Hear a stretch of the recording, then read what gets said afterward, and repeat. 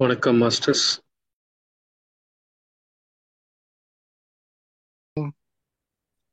Thank you sir. ஒரு கிளாரிஃபிகேஷனுக்கு இன்னொன்னு, S நம்ம வந்து லைஃப்ல வந்து கிராட்டிடியூட், நன்றி உணர்ச்சி, ஒருத்தவங்க நமக்கு நல்லது பண்றாங்க, உதவி பண்றாங்கன்னா நம்ம ஒரு கிரேட்ஃபுல்லா இருக்கிறது, கிராட்டிடியூட காட்டுறோம். அதுக்கும் அப்புறம் அது ஆப்ளிகேஷன் வர்றப்போ தென் அது கொஞ்சம் ஹையா போன உடனே தட் நமக்கு அது கடமைன்னு வந்த உடனே it kind of binds us. அந்த அட்டாச்மெண்ட் வந்து கொஞ்சம் இது பண்றது. அப்போ வந்து அதை அந்த மெயின்டைன் பண்றது, அதாவது கிராட்டிடியூட் லெவல்ல இருந்து ஆப்ளிகேஷன் லெவலுக்கு போகாம, just because somebody is done something good, நமக்கு ஏதோ ஹெல்ப் பண்ணிட்டாங்க அப்படின்னா நம்ம வந்து அவங்க என்னத்தை கேட்டாலும் நம்ம செய்யணுங்கிற மாதிரி நம்ம ஃபீல் பண்றது தானே அந்த அது ஆப்ளிகேஷன். ஆப்ளிகேஷன். ஆமா ஆமா. அது ஆப்ளிகேஷனா போயிடுது. தென் yeah, yeah. we are losing control of our ownங்கிற மாதிரி இல்லையா? அந்த அதை எப்படி மெயின்டைன் பண்றது, அதுலதான் கொஞ்சம் சில சமயம் சிக்கல் வர்றது இல்லையா? அங்கேதான் அதுக்கு that's because of lack of knowledge. ம் ம் It's lack of knowledge தான். Yes yes. Yeah, ஏன்னா it is அந்த a mutual இல்லைங்களா? So when you understand the truth, it's a mutual ன்னு சொல்லும்போது S you'll be at the same time you'll be grateful, gratitude, and you'll understand that you are that. That's it. அதுக்கு மேல அதுக்கு மேல இடம் கொடுக்க மாட்டீங்க. அதுக்கு மேல தேவையில்லை. So then என்ன நடக்குதுன்னா, நம்ம sometimes வந்து when people help us and then if we are not in a position to help them back or something that we don't really want to அப்படிங்கிற மாதிரி சுச்சுவேஷன்ல தென் வந்து நம்ம வந்து செல்ஃபிஷா இருக்கிறோமோ அப்படிங்கிற மாதிரி மத்தவங்க பாக்குறாங்க. நம்மளுமே சில சமயம் அதை டவுட் பண்ற மாதிரி, அதனால நம்ம செல்ஃப்லெஸ்ஸா நம்மள முடியாட்டா கூட நம்ம வந்து செய்யணும் அப்படிங்கிற மாதிரி ஃபீலிங் வர்றது இட்ஸ் நாட் வெரி ஹெல்த்தி இல்லையா? அது ஹெல்தி இல்ல, இட்ஸ் a guilt. அது guilt. It's another form of guilt. ஆமா, அப்ப கிராட்டிடியூட்ல இருந்து கில்ட்டுக்கு போயிடுறோம். அந்த கடமை, அதுதான் application. lack of understanding, lack of not having the knowledge of life after death. Astral வேர்ல்ட்ல நம்ம எடுக்கிற அந்த ப்ரீ பர்த் பிளானிங் பத்தி தெரியாம இருக்கும்போது இதெல்லாம் வரும். நல்லதுக்கு போயிட்டு கர்மா கிரியேட் பண்ற மாதிரி ஆயிடும். நமக்கு நாலேஜ் இருந்தால் கூட சில சமயங்கள we learned about it and we are aware of it அப்படின்னு சொன்னா கூட நம்ம வந்து because of our old habits and old beliefs and old customs follow பண்றதுனால நமக்கு வந்து அத ஸ்ட்ராங்கா எதிர்த்து நம்ம வந்து we need to bring changes இல்லையா? பாசிட்டிவா நம்ம வந்து ஒரு ஸ்ட்ராங்கா ஒரு சேஞ்சஸை கொண்டு வரணும். நோ திஸ் இஸ் நாட், நான் திருப்பி செய்யலைன்னா நான் வந்து செல்ஃபிஷா இருக்கேன் இல்ல அப்படிங்கறத வந்து நம்ம ரீட்ரேட் பண்ணிட்டே இருந்தா தான் அது ஒரு ஹேபிட் கொண்டு வரலாம் இல்லையா? Simply having that is not. இங்க இங்க வந்து it is like a war between the old mind and new mind. New mind. It's a war. அந்த சண்டை ஓடிட்டு இருக்கு. புது மைண்ட் என்ன சொல்லுது, ஸ்பிரிச்சுவல் மைண்ட் என்ன சொல்லுது, தேவையில்லை. ஓல்டு மைண்ட் என்ன சொல்லுது, பண்ணலன்னா அவங்க தப்பா நினைக்கிறாங்க, ஸோ பண்ணணும்னு சொல்லிட்டு ஒரு ஆப்ளிகேஷன்ல இருக்கும். இந்த application it's opinion. It's opinion, repeated opinion, repeated பிஹேவியர்னால ரிப்பீட்டட் ஒப்பீனியன். It's emotion. அந்த எமோஷன்னால ஒப்பீனியன் கிரியேட் ஆகுது, அந்த ஒப்பீனியன்னால பர்செப்ஷன் கிரியேட் ஆகுது, அந்த பர்செப்ஷனால ரியாலிட்டி கிரியேட் ஆகுது. But new reality set hell with that. New reality என்ன சொல்லணும்னா, அது தேவையில்லை, உங்களால முடிஞ்சுதா, பண்ண முடிஞ்சுதா, உள்ள இருந்தா இந்த ஃபீல் வந்து ஹெல்ப் பண்ணணும்னு சொல்லிட்டு just go and jump it. ஒருவேளை வரலையா, என்னால முடியாம இருக்கா, okay don't worry, let him undergo the experience. எந்த காரணம் அவ்வளவுதான், just move on, that's it. That requires a lot of practice. Understanding to be simple. இப்போ ஒருத்தர் டெட் இது ஹாஸ்பிட்டல் பெட்ல இருக்காரு, அவனுக்கு ஒரு ஹார்ட் ப்ராப்ளம் இருக்கு, நம்மளோட ஹார்ட் நல்லதா இருக்கு, நம்ம ஹார்ட் கொடுத்துட்டு அவன் வாழ வைக்க தேவையா? சரி, not required, because he has chosen அந்த பெயின். Yes. அவங்களோட கார்மிக் பிரகாரம் he has chosen. So no need to feel sorry. அதே நேரத்துல உனக்கு அங்கே வந்து நம்ம just see and just experience it, அவ்வளவுதான். No other emotions attached. Thank you thank you sir. இன்னொரு பாயிண்ட் நான் ஆட் பண்றேன் மேடம். பத்ரிஜியோட செக்ரட்டரி நந்தபிரசாத் நிறைய பேர் தெரியும், புதுசா வந்தவங்களுக்கு தெரியாம இருக்கலாம். அவரு பத்ரிஜி ஒரு பிரமிட் வேலியில ஒரு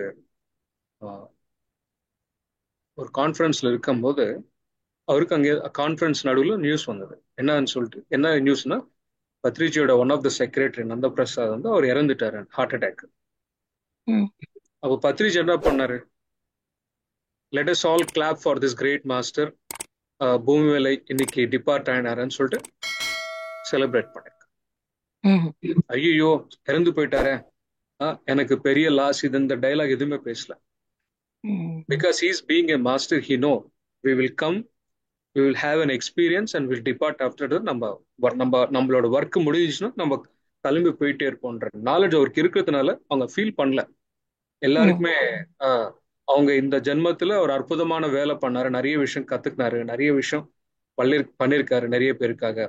ஸோ இட்ஸ் அ ஒண்டர்ஃபுல், என்ன சொல்லுது, ஒண்டர்ஃபுல் லைஃப் ஹேட்னு சொல்லிட்டு இந்த இது கைத்தட்டல் கொடுங்க எல்லாருக்குமே, அப்ரிஷியேட் பண்ணிட்டு he has just closed the meeting, that's it.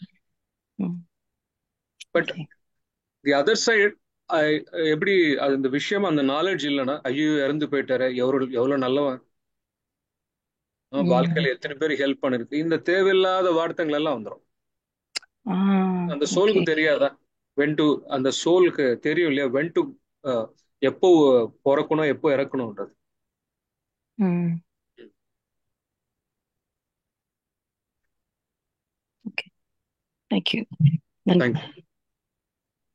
Yes master, நீங்க சொல்றது புரியுது. அதே சமயம் நம்ம க்ளோஸ் ரிலேட்டிவ்ஸ் ரொம்ப அஃபெக்ஷனா, ரொம்ப பிரியமா இருப்போம்.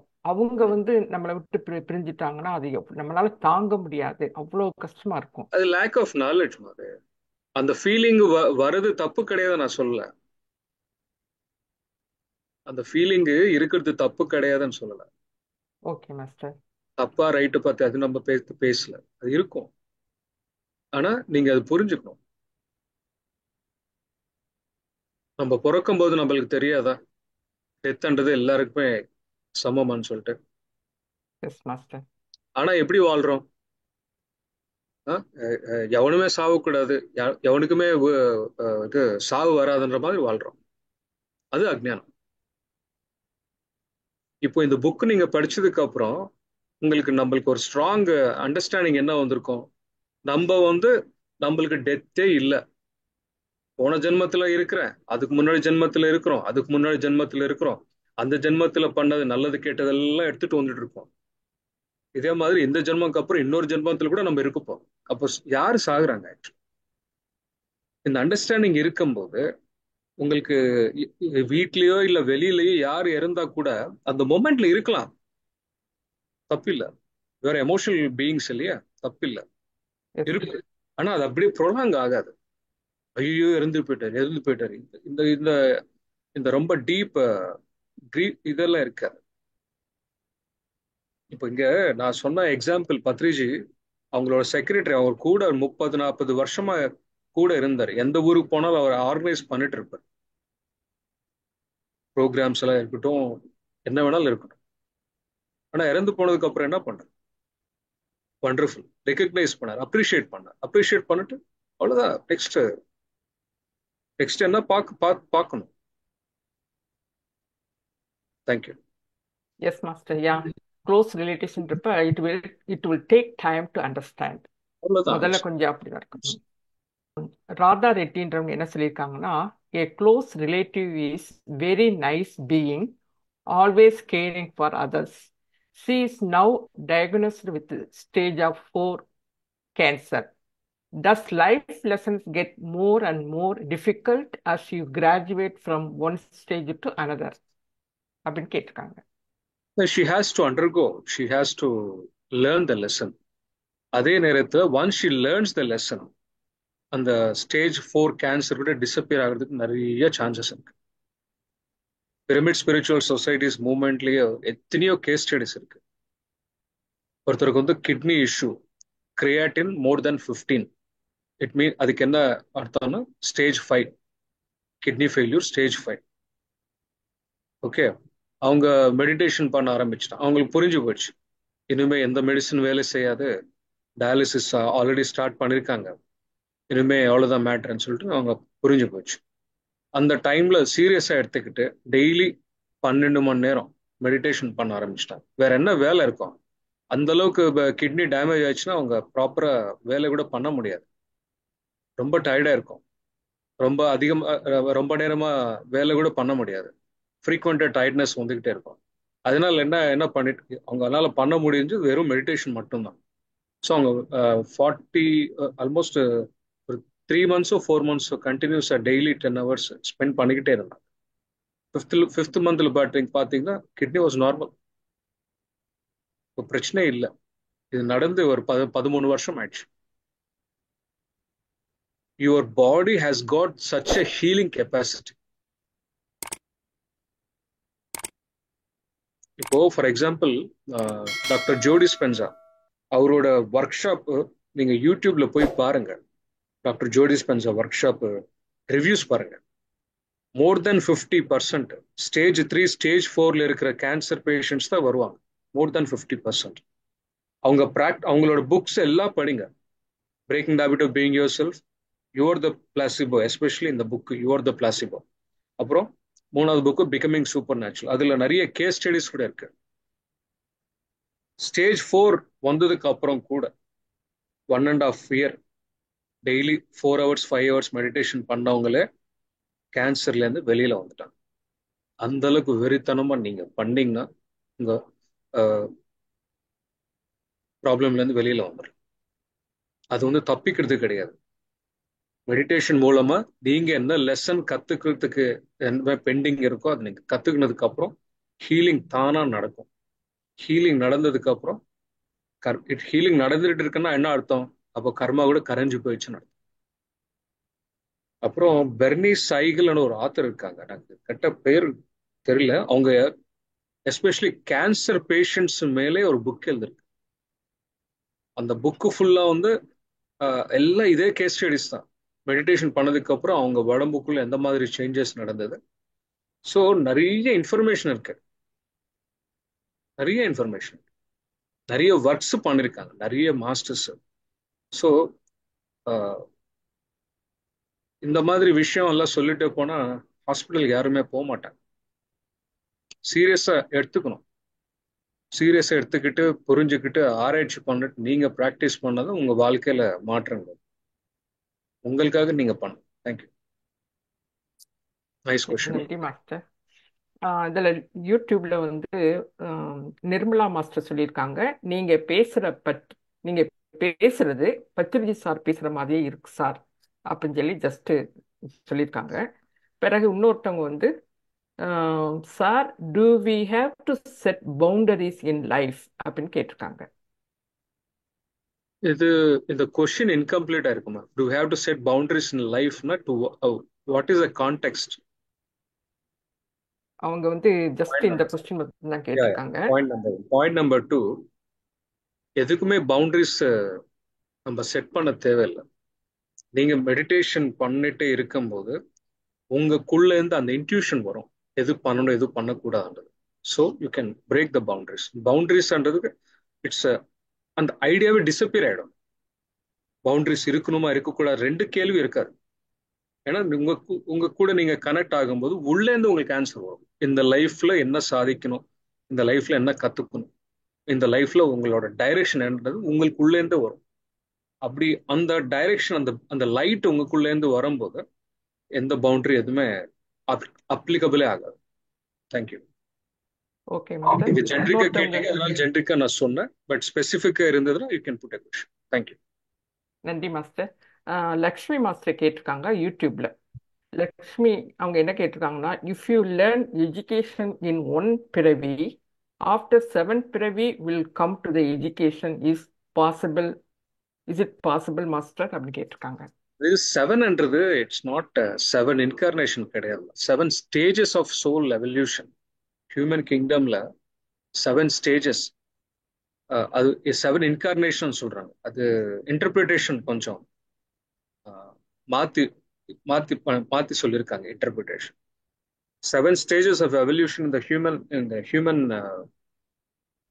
human kingdomல என்ன பாத்தீங்கன்னா, baby soul, infant soul, child soul, adult soul, இந்த மாதிரி 7 இருக்கும்.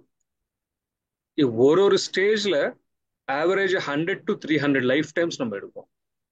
அப்போ இந்த 7 into ஆவரேஜ் 300 போட்டால 2100 லைஃப் டைம்ஸ். ஆனா புத்தர் அவரு டோட்டல் ஆல்மோஸ்ட் 850 இன்கார்னேஷன்ஸ்க்கு அப்புறம் தான் ஒரு புத்தரே ஆயிட்டார்.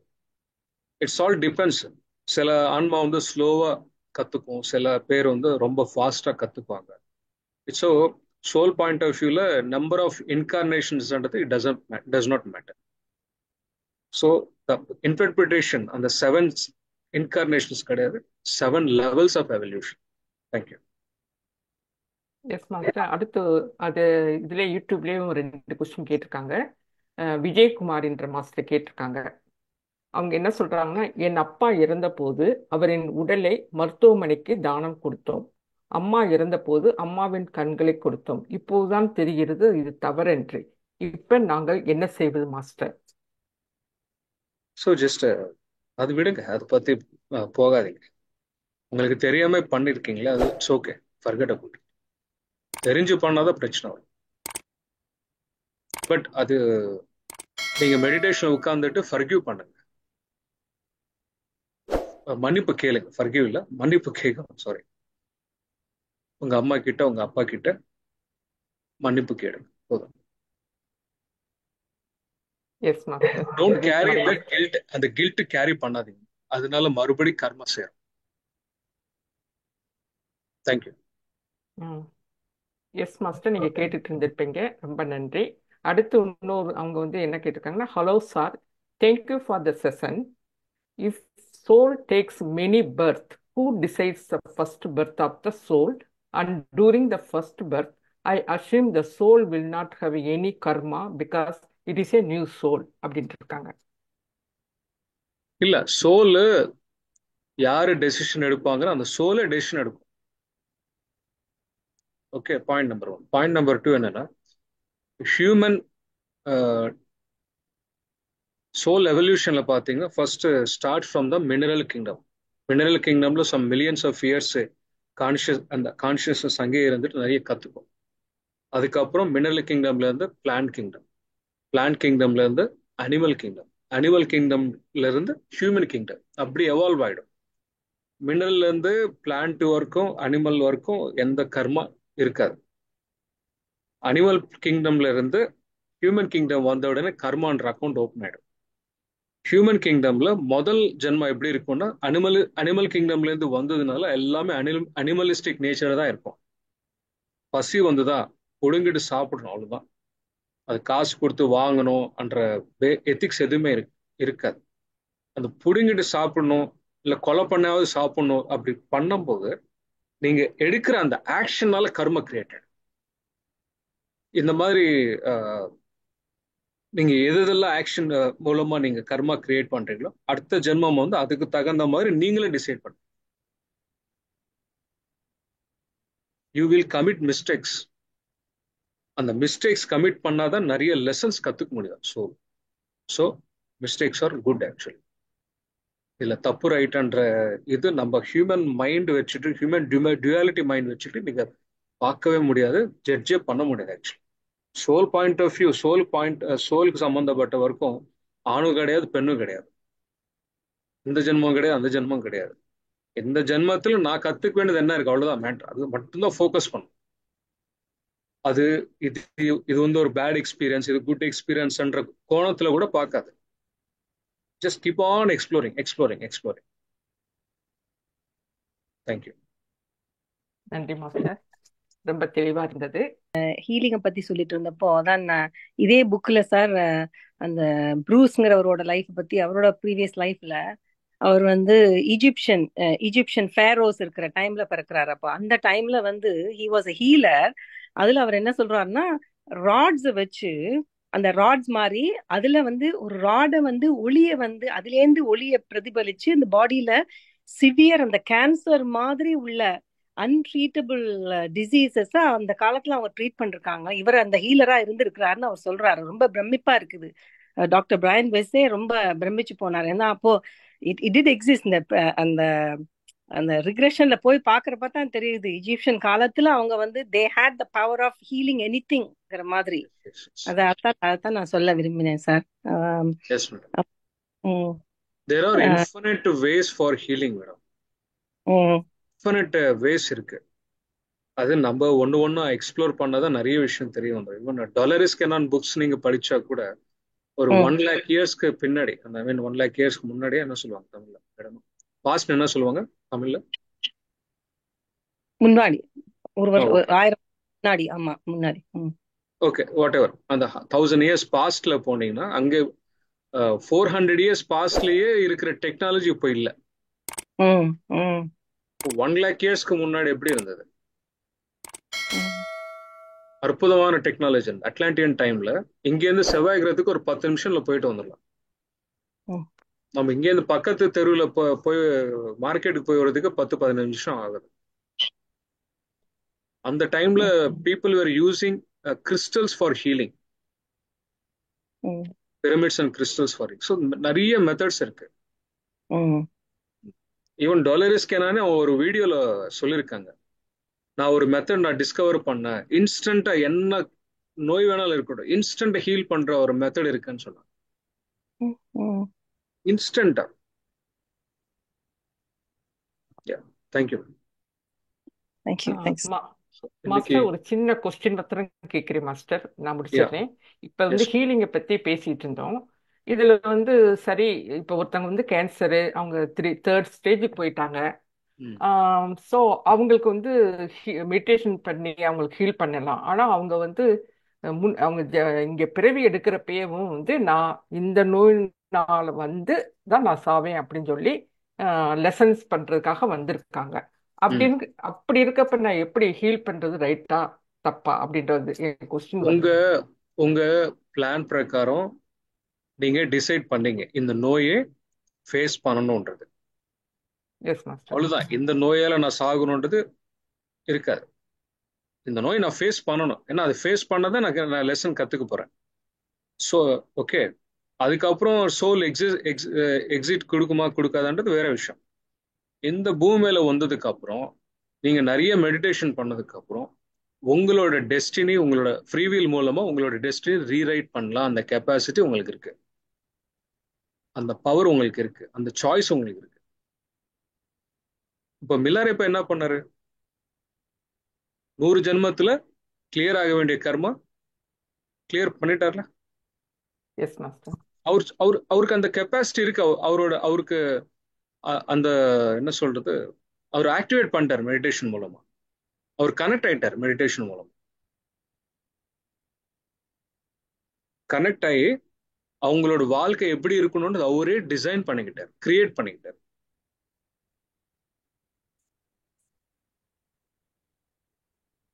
புரிஞ்சது மாஸ்டர், நல்லா புரிஞ்சது. Okay master.